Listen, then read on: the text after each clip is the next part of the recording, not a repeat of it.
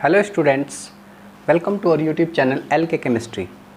Students, आज के इस वीडियो लेक्चर में हम बात करेंगे फिजिकल केमिस्ट्री का बहुत ही इंपॉर्टेंट चैप्टर लिया हमने, दैट इज इक्विलिब्रियम। हमारे फिजिकल केमिस्ट्री में इक्विलिब्रियम ये क्लास 11 से टॉपिक लिया हमने। ये बहुत ही सेलेक्टेड आपके कॉम्पिटिशन पर्पज से भी है और इसका जो सिलेबस है हमारे पास, एक तो केमिकल इक्विलिब्रियम को पढ़ेंगे हम और एक पढ़ेंगे आयनिक इक्विलिब्रियम। ओके, तो आज के इस वीडियो लेक्चर में हम बात करेंगे केमिकल इक्विलिब्रियम। क्लियर बात? केमिकल इक्विलिब्रियम क्या होता है, इसके जानकारी से पहले हम फिजिक्स के अकॉर्डिंग इक्विलिब्रियम को समझते हैं कि फिजिक्स इक्विलिब्रियम कैसे डिफाइन करती है। ओके, सपोज ये कोई पार्टिकल है, दिस वन, ये किसी प्लेन पर रखा गया, इस पर हमने ये कोई फोर्स अप्लाई किया, सपोज 5 न्यूटन का फोर्स अप्लाई किया इस पर।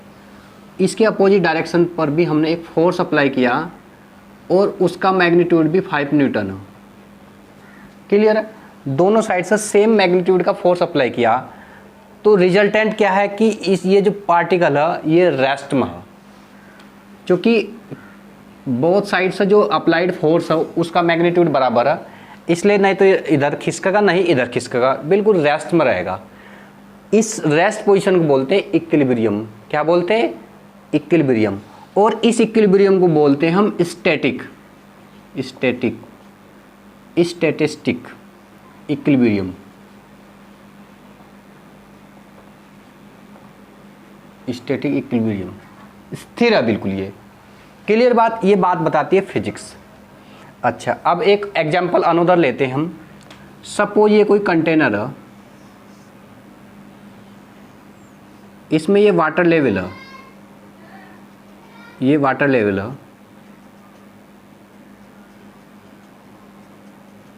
क्लियर बात? और इसमें हमने कोई टैप लगा दिया इधर से ऊपर से, ये कोई टैप लगा दिया,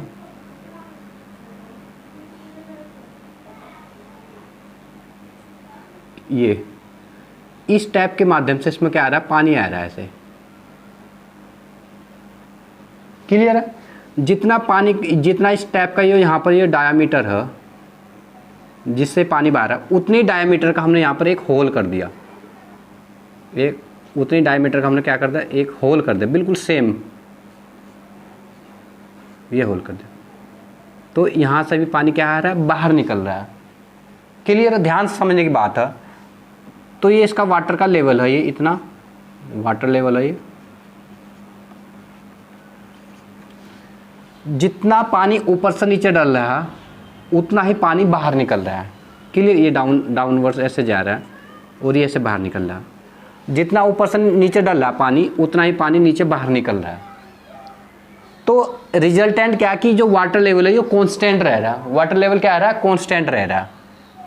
तो वाटर लेवल कांस्टेंट रहने के परिणाम स्वरूप क्या हो रहा है कि ये जो इसका लेवल है ये इक्विलिब्रियम लेवल को अचीव कर रहा है। कौन सा लेवल है? इक्विलिब्रियम लेवल को एग्जिस्ट कर रहा है ये इक्विलिब्रियम। और इस इक्विलिब्रियम को बोलते हैं हम डायनेमिक। डायनेमिक इसलिए क्योंकि इसमें जो पानी आ रहा, पानी एंटर कर रहा है और पानी बाहर निकल रहा है, यानी मोशन तो हो रही, लेकिन उसका जितना लेवल वाटर का रहना चाहिए वो कांस्टेंट है। इस कांस्टेंट लेवल की वजह से ये इक्विलिब्रियम एग्जिस्ट कर रहा है। और चूंकि इसमें रिएक्शन हो रही, अप डाउन, नीचे ऊपर से नीचे पानी जा भी रहा और आ भी रहा बाहर, तो ये डायनेमिक भी है। तो इस टाइप के इक्विलिब्रियम बोलते हैं डायनेमिक इक्विलिब्रियम। और जो डायनेमिक इक्विलिब्रियम होता है ये एग्जाम्पल होता है हमारा केमिकल इक्विलिब्रियम का। केमिकल इक्विलिब्रियम का एग्जाम्पल होता है ये। क्लियर बात?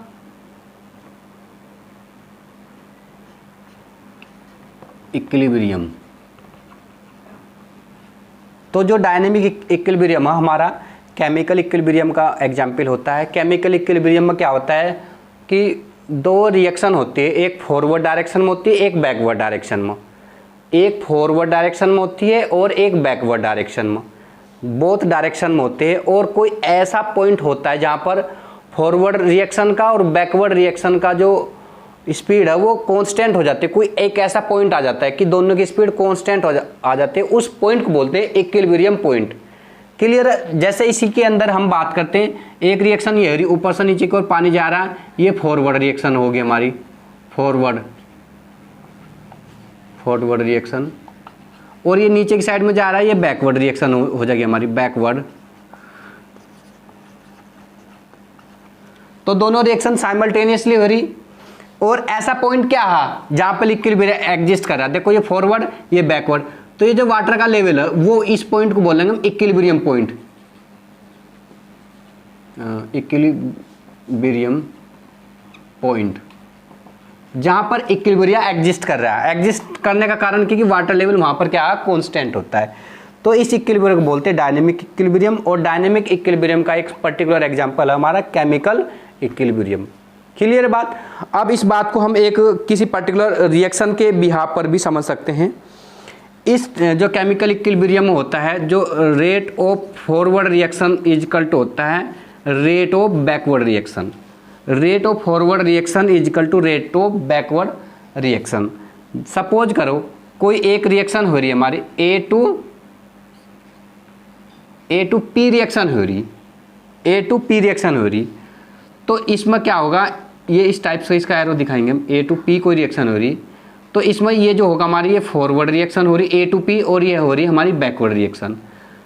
तो टाइम के रेस्पेक्ट में ए की कंसंट्रेशन क्या हो रही, डिक्रीज हो रही, और पी की कंसंट्रेशन, पी का प्रोडक्शन हो रहा है, टाइम के रेस्पेक्ट में ए की कंसंट्रेशन क्या हो रही, कम हो रही, और पी की कंसंट्रेशन क्या हो रही, ज़्यादा हो रही। तो एक ऐसा पॉइंट आएगा जहां पर ए की कंसंट्रेशन और पी की कंसंट्रेशन दोनों बराबर हो जाएंगी, तो उसको बोलेंगे इक्विलिब्रियम पॉइंट। क्या बोलेंगे उसको, इक्विलिब्रियम पॉइंट। क्लियर है। तो इस घटना को हम बोलते हैं केमिकल इक्विलिब्रियम, और केमिकल इक्विलिब्रियम अपने आप में क्या होता है, एक डायनेमिक इक्विलिब्रियम होता है। क्लियर बात। अच्छा, इनको कुछ केमिकल रिएक्शन के आधार पर हम समझ सकते हैं। क्लियर। हेडिंग डालते हैं irreversible reaction. Irreversible reaction, reversible reaction, irreversible reaction, अनुत्क्रमणीय अभिक्रिया बोलते हैं इसको हिंदी में। तो इर्रिवर्सेबल वो रिएक्शन होती है जो केवल एक ही डायरेक्शन में संपन्न होती है, single direction, left to right जा रही तो लेफ्ट टू राइट ही जाएगी, राइट टू लेफ्ट रिवर्स नहीं होने की वो। क्लियर। वो रिएक्शन जो केवल एक ही डायरेक्शन में कंप्लीट होकर अपना प्रोडक्ट देती है, उस रिएक्शन को बोलते हैं हम इर्रिवर्सेबल रिएक्शन। और जो इर्रिवर्सेबल रिएक्शन होती है वो स्पॉन्टेनियस प्रोसेस होते हैं, वो क्या होते हैं, स्पॉन्टेनियस प्रोसेस को अचीव करते हैं जितनी भी इर्रिवर्सेबल रिएक्शन होती है। और इर्रिवर्सेबल रिएक्शन जो होते हैं हमारे इक्विलिब्रियम को एग्जिस्ट नहीं करती। ध्यान समझ लेना, केमिकल जो हमारा इर्रिवर्सेबल रिएक्शन होती है, इर्रिवर्सेबल वो रिएक्शन होती है जो क्या करती है, सपोज ये कोई रिएक्शन हो रही आर टू पी, और ये सिंगल डायरेक्शन में, यानी आर केवल पी में कन्वर्ट होता है, पी रिवर्स नहीं हो सकता इस रिएक्शन में। तो इस रिएक्शन में क्या होता है कि जैसे आर की कंसंट्रेशन क्या होती है, डिक्रीज होती है, तो हमारे पी की कंसंट्रेशन क्या होती है, इंक्रीज होती है with respect to time, with respect to time. जैसे टाइम इंक्रीज होगा आर की कंसंट्रेशन कम होगी और पी की कंसंट्रेशन बढ़ेगी। तो ये जो एग्जाम्पल है हमारे इर्रिवर्सेबल रिएक्शन का एग्जाम्पल हो। इर्रिवर्सेबल रिएक्शन सिंगल स्टेप्स कंप्लीट हो, इर्रिवर्सेबल रिएक्शन जो होते हैं सिंगल डायरेक्शन में कंप्लीट होती है, और ये इक्विलिब्रियम पॉइंट को एग्जिस्ट नहीं करती इनमें। ओके, इसके बहुत सारे एग्जाम्पल है, जैसे हमारे एसिड बेस रिएक्शन होती है, एसिड बेस रिएक्शन। तो एसिड बेस रिएक्शन में क्या होता है, कोई भी एसिड कंबाइन करता है बेस के साथ, और प्रोडक्ट क्या देता है हमारा, साल्ट बनाता है और वाटर बनाता है, साल्ट बनाता है हमारा और वाटर बनाता है। और इस रिएक्शन को अगर हम बात करें साल्ट और वाटर को कंबाइन करके एसिड और बेस सेपरेट कर सकते, तो ऐसा पॉसिबल नहीं, इसलिए कहा कि ये सिंगल स्टेप रिएक्शन होती है। इसके अलावा हमारी जो प्रेसिपिटेशन रिएक्शन होती है, प्रेसिपिटेशन, तो प्रेसिपिटेशन रिएक्शन का एक सूटेबल एग्जाम्पल हमारा होता है सिल्वर नाइट्रेट। सिल्वर नाइट्रेट की रिएक्शन कर देंगे हम सोडियम क्लोराइड के साथ, तो यहाँ पर AgCl इसके शिफ्टेट आउट हो गए और प्लस NaNO3। तो ये रिएक्शन भी सिंगल स्टेप रिएक्शन होती है। ऐसा नहीं कि ये सिल्वर क्लोराइड और सोडियम नाइट्रेट रिएक्शन कर सिल्वर नाइट्रेट और सोडियम क्लोराइड को रिटर्न दे देगा, ऐसा पॉसिबल नहीं। ये सिंगल स्टेप रिएक्शन होती है, स्पॉन्टेनियस रिएक्शन होती है। इसके अलावा हमारी जो कंबशन रिएक्शन होती है, जितनी भी कंबशन रिएक्शन, जैसे C+O2 = CO2, ऐसा पॉसिबल नहीं कि कार्बन डाइऑक्साइड से हम कार्बन और ऑक्सीजन को सेपरेट बना सकते, ऐसा नहीं। लेकिन कार्बन ऑक्सीजन के साथ ट्रीट करके क्या बनाता है, कार्बन डाइऑक्साइड गैस बनाता है। तो ये सिंगल स्टेप रिएक्शन होती है, इसलिए इनको बोलते हैं इरिवर्सिबल रिएक्शन। क्लियर बात? अच्छा, अब शुरू करते हैं बहुत important reversible reaction. Reversible reaction, okay, इनको नोट कर लेना आप। रिवर्सेबल वो रिएक्शन होती है जो बोथ डायरेक्शन में कंप्लीट होती है, फॉरवर्ड डायरेक्शन में भी और बैकवर्ड डायरेक्शन भी। वो रिएक्शन जो फॉरवर्ड और बैकवर्ड दोनों डायरेक्शन में कंप्लीट होती है उनको रिवर्सेबल रिएक्शन कहते हैं। और रिवर्सेबल रिएक्शन इक्विलिब्रियम पॉइंट उसको क्या करती है, टच करती है। कि एक ऐसा पॉइंट होता है उसमें जब फॉरवर्ड रिएक्शन और बैकवर्ड रिएक्शन दोनों का स्पीड क्या होता है, बराबर हो जाता है। उस पॉइंट को बोलते हैं equilibrium point. Suppose A to P, A+B ये कोई रिएक्टेंट है, A+B रिएक्शन करके क्या दे रहे हैं, हम C+D कोई प्रोडक्ट दे रहे हैं। इसको रिप्रेजेंट करते हैं इस एरो के थ्रू, रिवर्सेबल रिएक्शन को इस एरो के थ्रू रिप्रेजेंट करते हैं। इस रिएक्शन में क्या हो रहा है, बेसिकली A+B कन्वर्ट हो रहा है हमारा, दिखाते हैं इसको C+D में, और C+D कन्वर्ट होता है इसमें हमारे A+B में। तो A+B ये है हमारी फॉरवर्ड रिएक्शन, ये है फॉरवर्ड रिएक्शन, और ये हमारी C+D है backward reaction, backward reaction. Clear बात? तो इसमें जो ये फॉरवर्ड रिएक्शन होता है और बैकवर्ड रिएक्शन, इन दोनों का वेलोसिटी एक पॉइंट पर क्या होता है, इक्वल हो जाता है। क्लियर बात? तो रिवर्सेबल रिएक्शन के लिए हम कह सकते हैं कि जो फॉरवर्ड रिएक्शन होती है और बैकवर्ड रिएक्शन होते हैं, rate of forward reaction equal होता है rate of backward reaction. Rate of forward reaction और रेट ऑफ बैकवर्ड रिएक्शन जब बराबर हो जाता है तो ये इक्विलिब्रियम पॉइंट को अचीव कर लेती है। क्लियर? तो ऐसी सिचुएशन जो आती है, ये आती है रिवर्सेबल रिएक्शन के केस में। क्लियर? तो रिवर्सेबल रिएक्शन में हम इस बात को ऐसे भी समझ सकते हैं, किसी पर्टिकुलर एग्जाम्पल के बिहार पर, जैसे हैबर प्रोसेस है हमारा, हैबर प्रोसेस में क्या पढ़ते हैं हम, प्रोडक्शन ऑफ अमोनिया 1:3 के रेशो में नाइट्रोजन और हाइड्रोजन का, N2 + 3H2, रिवर्सेबिलिटी क्या बनता है 2NH3। ये हमारी कौन सी रिवर्सेबल रिएक्शन का एग्जाम्पल है। इसमें ये N2 + 3H2 = 2NH3 ये हमारी फॉरवर्ड रिएक्शन है, और 2NH3 = N2 + 3H2 ये हमारी बैकवर्ड रिएक्शन होती है। इसके अलावा हमारा कॉन्टैक्ट प्रोसेस में क्या बनाते हैं, सल्फ्यूरिक एसिड बनाते हैं ना। तो उसमें क्या होता है, sulphur dioxide gas oxygen gas के साथ रिएक्शन कर क्या बनाती है, सल्फर ट्राइऑक्साइड गैस बनाती है। तो ये भी हमारी रिवर्सेबल रिएक्शन का एक पर्टिकुलर एग्जाम्पल हो सकता है। बहुत सारे एग्जाम्पल है, एक एग्जाम्पल हम बना दे 2NO = N2 + O2, ये हमारा रिवर्सेबल एग्जाम्पल का एग्जाम्पल है। 2HI = H2 + I2। ये सब जो एग्जाम्पल है हमारे, ये सब रिवर्सेबल रिएक्शन के एग्जाम्पल है। रिवर्सेबल रिएक्शन को सिंगल लाइन में एक ही डेफिनेशन बनती है कि जो दोनों डायरेक्शन में कंप्लीट होती है और इक्विलिब्रियम पॉइंट को क्या करती है, एग्जिस्ट करती है। क्लियर बात? तो इसको बोलते हैं हम आपकी रिवर्सेबल रिएक्शन। और अब हम थोड़ा सा बात करते हैं रिवर्सेबल रिएक्शन के साथ केमिकल इक्विलिब्रियम को बताते हैं। केमिकल इक्विलिब्रियम को कैसे डिफाइन कर रहे हैं हम ऑलरेडी बता चुके हैं कि जो केमिकल इक्विलिब्रियम होता है वो डायनेमिक होता है। केमिकल इक्विलिब्रियम क्या होता है, डायनेमिक होता है, डायनेमिक होता है। और एक चीज़ और, rate of forward reaction equal होता है रेट ऑफ बैकवर्ड रिएक्शन। ये दो कंडीशन हमारे केमिकल इक्विलिब्रियम क्या करता है, इनको एग्जिस्ट करता है। अब इसमें हम ये अमोनिया के उदाहरण के आधार पर समझ सकते हैं। इसके यहाँ पर जैसे ये हमारा इसमें क्या होगा, rate of formation of ammonia is equal to rate of decomposition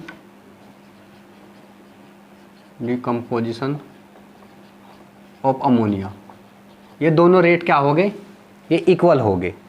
जब ये दोनों रेट इक्वल हो गए तो उस समय कौन सा पॉइंट एग्जिस्ट करेगा, इक्विलिब्रियम पॉइंट एग्जिस्ट करेगा। क्लियर है। अच्छा एक बात और ध्यान रखना, इसमें जो कंसंट्रेशन ऑफ अमोनिया रहेगी वो रहेगी कांस्टेंट। बल्कि एक पॉइंट आप नोट कर सकते हैं इसमें, concentration of each reactant and each product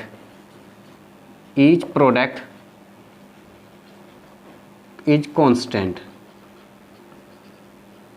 दोनों की कंसंट्रेशन, रिएक्टेंट की भी और प्रोडक्ट की, दोनों की कंसंट्रेशन क्या होगी, कांस्टेंट रहती है। क्लियर बात। इसका एक एग्जाम्पल हम इसे ग्राफ के आधार पर समझ सकते हैं। देखो हमने तो कर्व ले लिए, ये रिएक्शन हमने यही ले ली, N2 + 3H2 रिवर्सिबिलिटी 2NH3, हमने यही रिएक्शन ले ली, दो कर्व बना दिए हमने। क्लियर है। एक डायरेक्शन में हमने ले लिया टाइम, एक डायरेक्शन में ले लिया हमने रेट। इधर टाइम ले लिया, इधर ले लिया रेट, इधर हमने ले ली कंसंट्रेशन, इधर ले लिया हमने टाइम। क्लियर बात। अच्छा इसमें क्या होगा, जैसे ही ये फॉरवर्ड रिएक्शन हो रही है, फॉरवर्ड रिएक्शन, इसकी कंसंट्रेशन अमोनिया कुछ रहेगी, N2 3H2 कोई कंसंट्रेशन होगी। इस तरह से ये इनकी कंसंट्रेशन क्या हो रही, टाइम रेट टाइम के रेस्पेक्ट टाइम जैसे बढ़ रहा है, इनकी कंसंट्रेशन क्या हो रही, कम हो रही। इस तरह से ये ऐसे कर्व चल रहा है। क्लियर। अच्छा जो फॉरवर्ड रिएक्शन होगी, अमोनिया की कंसंट्रेशन कहाँ से शुरू होगी, अमोनिया कंसंट्रेशन 0 से शुरू होगी, 0 लेवल से शुरू होगी और ऐसे बढ़ती जाएगी और ये इस तरह से कर्व स्ट्रेट हो जाएगा। ये जो पॉइंट है, इस ये TE बोलते हैं इसको, ये जो TE ये वो टाइम है, इक्विलिब्रियम टाइम, जिस टाइम पर दोनों की कंसंट्रेशन यानी अमोनिया के प्रोडक्शन की भी और अमोनिया की डिकम्पोजिशन दोनों की रेट इक्वल हो चुकी होगी। इस पॉइंट को बोलते हैं डिकम्पोजिशन पॉइंट। तो ये रिएक्शन है, ये हमारी फॉरवर्ड रिएक्शन है और ये रिएक्शन हमारी बैकवर्ड रिएक्शन है। क्लियर। ये कर्व ध्यान रखना, कर्व भी प्लॉटिंग आ जाती है कभी कभी कॉम्पिटिशन में, और वहाँ पर एग्जैक्ट कर्व हमें पहचानना होगा कौन सा एग्जैक्ट कर्व होता है। क्लियर बात। तो इसमें क्या होगा, ये हमारा फॉरवर्ड रिएक्शन हो रही है, ये बैकवर्ड रिएक्शन, और ये पॉइंट वो पॉइंट है जहाँ पर इक्विलिब्रियम एग्जिस्ट कर रहा होता है। क्लियर बात।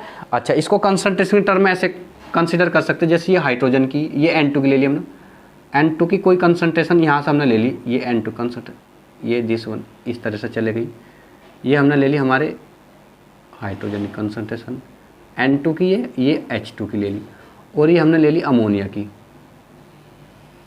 NH3 की। अब एक ध्यान रखने की बात है इसमें, ये श्योर नहीं कि ये तीनों कर्व मिल गए। ये तो एक इस कर्व से ये स्पष्ट हो रहा है कि जैसे ये कोई पॉइंट आए इसके बाद ये कांस्टेंट होगी, सीधी स्ट्रेट लाइन होगी, यानी कंसंट्रेशन में कोई चेंजिंग नहीं रहता। ये इस बात को सर्टिफाइड करते हैं। वही हमने लिखा कि concentration of each reactant and each product is constant. ये ध्यान रखना। इसमें कंफ्यूज हो सकते हैं कि इस कर्व को हम ऐसे, ये कर्व ऐसा भी हो सकता है, दिस वन, इसमें भी कांस्टेंट है, लेकिन ये भी सही है। ऐसा नहीं कि यही सही है, ये सही नहीं है, ये भी सही है और ये भी सही है। इसमें ये सिद्ध हो रहा है कि कंसंट्रेशन क्या हो रही, कांस्टेंट हो रही। क्लियर है। इसी पर बेस्ड देखो एक न्यूमेरिकल लेते हैं, इन्हीं पर बेस्ड हम ना न्यूमेरिकल की हेल्प से हम सीखेंगे कि कर्व के आधार पर किस टाइप की प्रॉब्लम पुटअप की जा सकती है। क्लियर। क्वेश्चन दे रखे हम, ये 3 कर्व, इनमें ये पहचाना कौन सा सही है। एक कर्व ये दे दिया, एक कर्व ये, एक कर्व ये, एक कर्व ये, एक कर्व ये, एक कर्व ये। क्लियर। अच्छा ये हमने ले लिया rate versus time, rate versus time, rate versus time, rate versus time, और ये ले लिया हमने concentration versus time, concentration versus time, concentration versus time. अच्छा, इनके प्लॉटिंग हम कर रहे, इस टाइप से प्लॉटिंग कर रहे, एक ये ऐसे,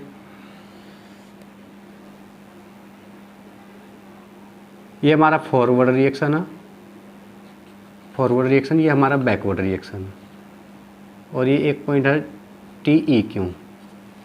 क्लियर है। अच्छा, एक हमने ये दिखा दिया इसमें दूसरा curve, this one, this one, एक ये जो पॉइंट है इसका, ये पॉइंट टी ई क्यू होगा। एक हमने इससे अलग दिखा दिया, एक कर्व और दिखा दिया, this one, this one.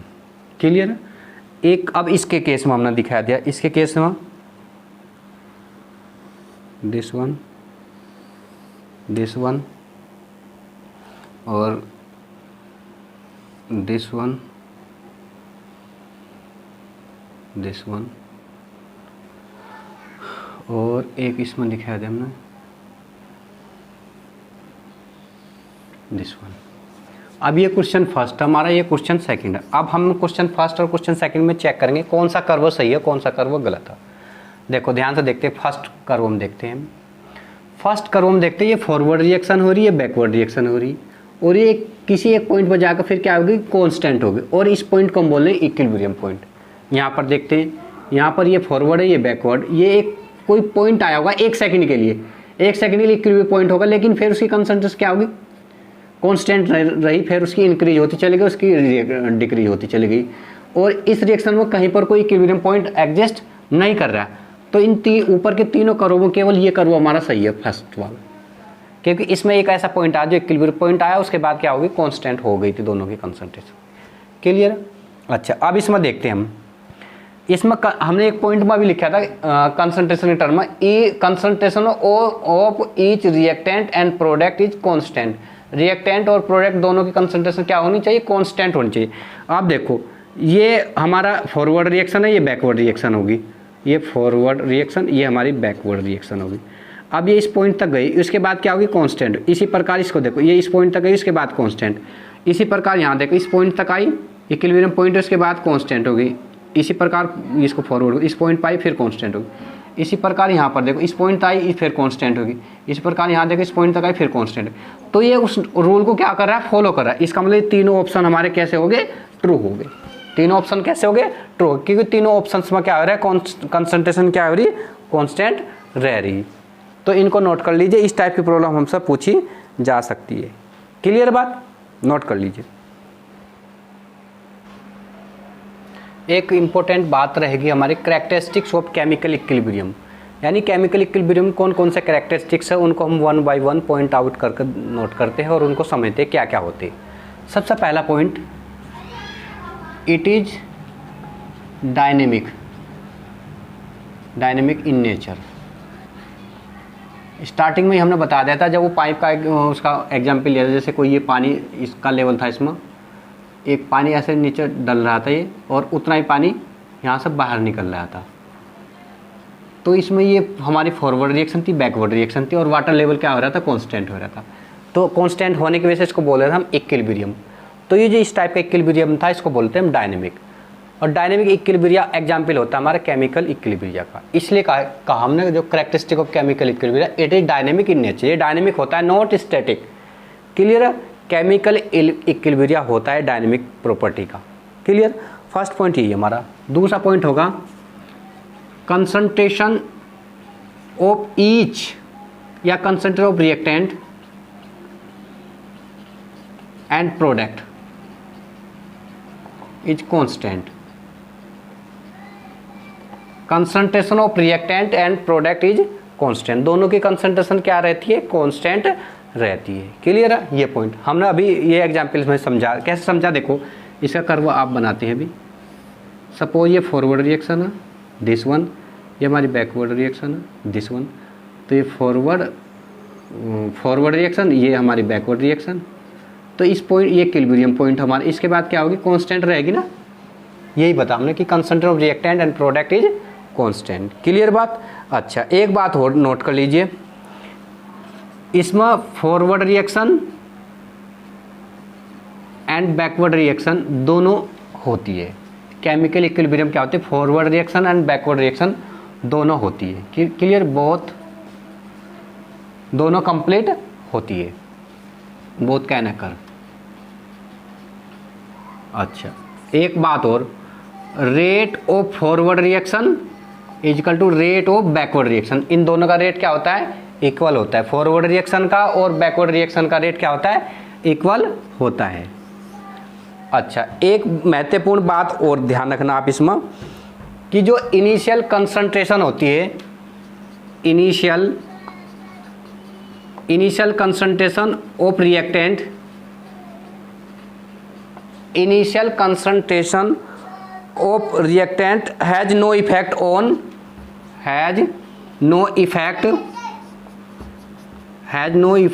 initial concentration of reactant has no effect on relative concentration at equilibrium, on relative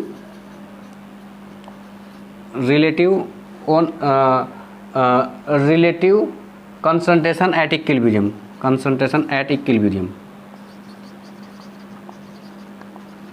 यानी जो इनिशियल कंसंट्रेशन होगी वो कोई इफेक्ट नहीं डालते हमारे किस पर, relative concentration at equilibrium. Suppose A to P कोई प्रोडक्ट आ रहा है, तो इसकी जो इनिशियल कंसंट्रेशन होगी उसका कोई सिग्निफिकेंस नहीं होगा इक्विलिब्रियम के लिए हमारा, वो उस पर कोई प्रभाव नहीं डालती, ये कहने का मतलब इस पॉइंट का।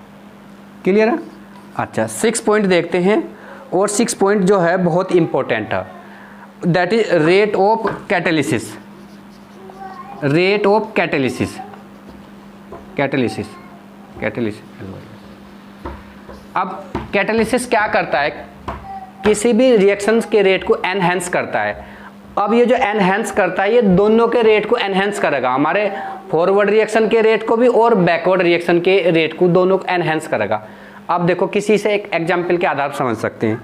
सपोज हमें यहाँ से नेपाल जाना, तो ये तो होगी हमारी फॉरवर्ड रिएक्शन। एक एग्जाम्पल होगा, नेपाल से कोई व्यक्ति भारत में आ रहा है, तो वो बैकवर्ड रिएक्शन होगी।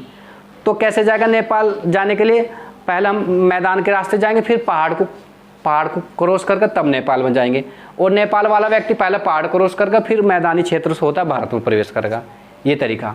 अब कैटलिस्ट क्या कार्य करता है, अगर हम क्या करें, सपोज एक एग्जाम्पल के आधार पर समझ सकते हैं भाई, ये कोई पहाड़ है, ये इंडिया है, ये नेपाल है। तो इंडिया से नेपाल जाने के लिए इस पहाड़ से जाएगा, ऐसे जाएगा, ये हमारी होगी फॉरवर्ड रिएक्शन। बैकवर्ड रिएक्शन क्या होगी, ये नेपाल से व्यक्ति इंडिया में आ रहा है, ये होगी हमारी बैकवर्ड रिएक्शन। क्लियर? और कैटालिसिस क्या कार्य करता है, कैटालिसिस का कार्य देख लेना। सपोज ये कोई पहाड़ है, इसमें कोई हमने होल कर दिया, सीधे इस होल से जा रहा, कैटालिसिस का रोल क्या रहेगा, सपोज हमने ये होल कर दिया, सीधा व्यक्ति इंडिया से नेपाल गया, ये हमारी फॉरवर्ड रिएक्शन होगी, फॉरवर्ड रिएक्शन, और नेपाल से सीधा इंडिया आया, ये हमारी बैकवर्ड रिएक्शन हो जाएगी। तो ये जो रूट शॉर्ट हुआ, ये रूट शॉर्ट दोनों के केस में होगा, फॉरवर्ड रिएक्शन के लिए भी और बैकवर्ड रिएक्शन के केस में। इसलिए कहा जाता है कैटालिसिस फॉरवर्ड रिएक्शन के रेट को भी इंक्रीज कर देता है और बैकवर्ड रिएक्शन के रेट को भी इंक्रीज कर जाता है, और इसमें जो इक्विलिब्रियम होता है वो जल्दी प्राप्त होता है। इसको हम